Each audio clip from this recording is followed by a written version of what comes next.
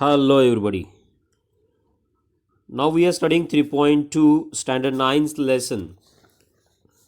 In previous video we have seen reading work of arts part 1. I would say it is Saider Haider Razaz,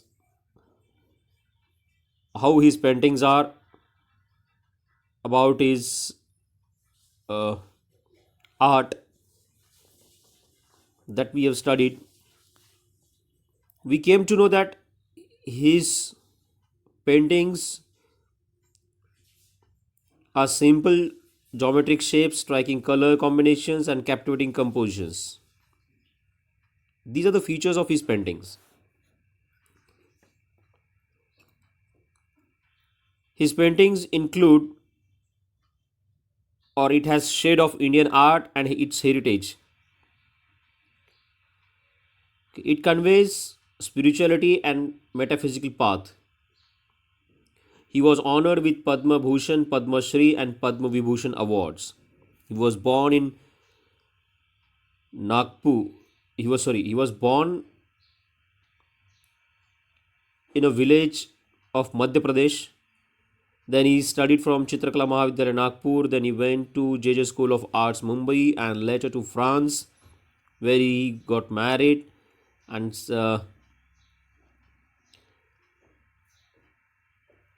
his paintings were called abstract paintings.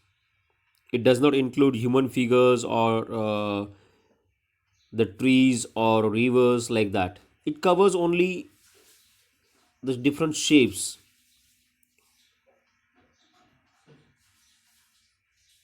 He himself says about his painting that my work is my own inner experience and involvement with the mysteries of nature and form which is expressed in color, line, space, and light. This is what his own words about his art. Okay. Now coming to the second part, Gond art. Gond art is a tribal art. ये आदिवासी लोगों की कला है.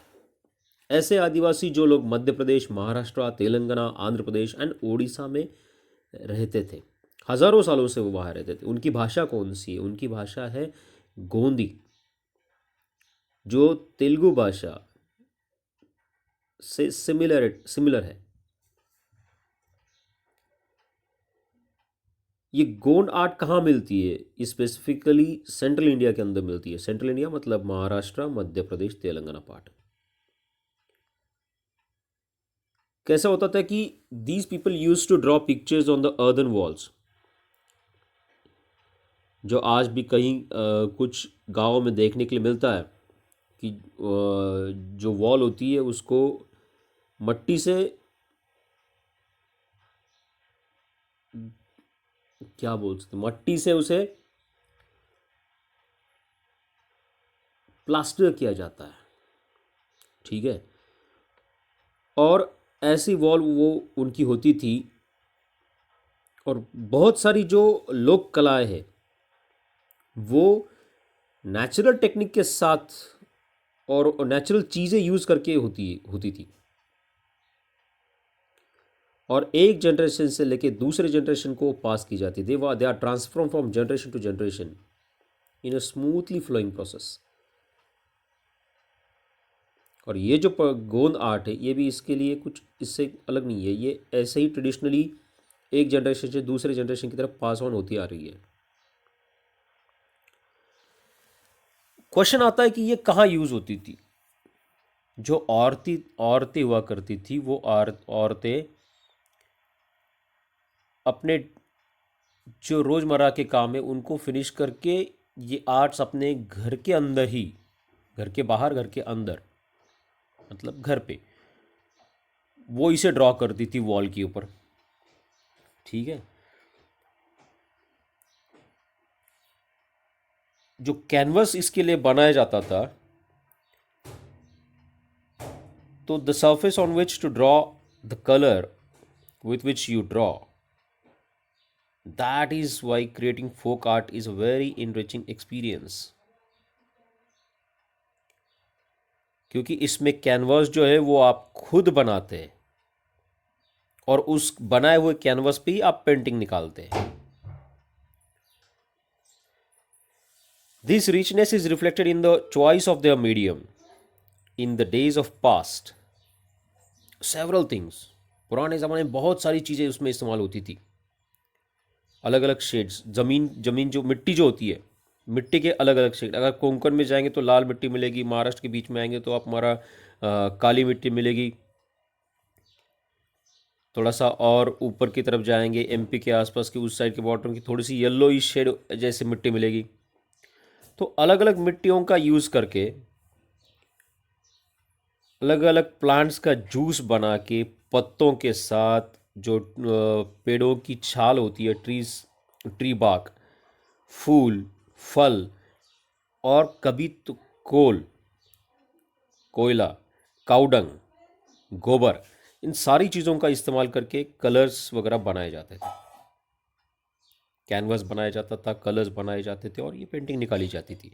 The different colours, various texture and patterns were used year after year.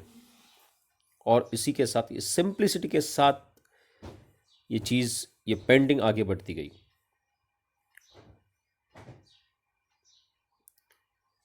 जब भी हम इन paintings को देखते हैं, ये उतनी ही सुंदर होती है जैसे कि आज बाकी सारी चीज़ें, बाकी सारी पेंटिंग्स होती है। उतनी ही सुंदर ये गोंद आर्ट भी है। बहुत डीप थॉट ये अपने अंदर से दर्शाती है, और बहुत simply. Okay, what a deep thought this art conveys and so easily. Gond style में, ये जो गोंद स्टाइल आर्ट है, इसमें we see that the outlines में vary a little from artist to artist. इसका रचनाएं अलग अलग थोड़ी सी होगी, आउटलाइन, लेकिन ये अंदर की जो डिज़ाइन है, यही वो सारे चित्र को जिंदा और आकर्षक बनाती है। These designs include simple textures achieved using dots. Simple texture इसमें होता है, डॉट्स होते हैं, स्ट्रेट लाइंस होती है, डॉटेड लाइंस होती है, कहीं पे कर्वी शेप्स होते हैं एंड सर्कल्स होते हैं। Special attention is given to the choices of various colours so that the total effect is amazing and beautiful. खास तौर पे इस चीज़ पे ध्यान दिया जाता है कि कलर का जो इस्तेमाल होगा वो अच्छा होना चाहिए, और इसीलिए ये अमेजिंग और ब्यूटीफुल लगती है। आज के तो ज़माने में कमर्शलाइजेशन इसका हो चुका है, व्यापारीकरण हो चुका है। कुछ कमर्शियल लोगों ने इसको स्टडी करके वो भी इसका यूज़ करने लग गए, लेकिन इसके जो रूट्स है, but the root of folk arts probably lie in women's daily chores like cleaning and decorating the house.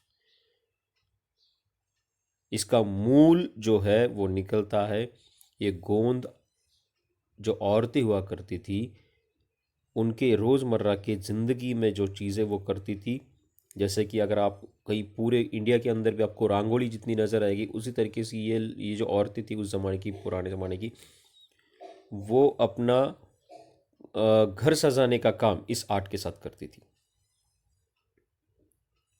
Okay, women's daily chores like cleaning and decorating the house, dealing with natural colors in the course of cooking, and in their leisure time of activities.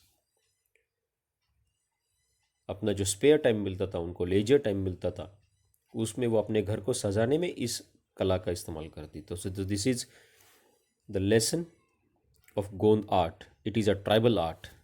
Okay, thank you.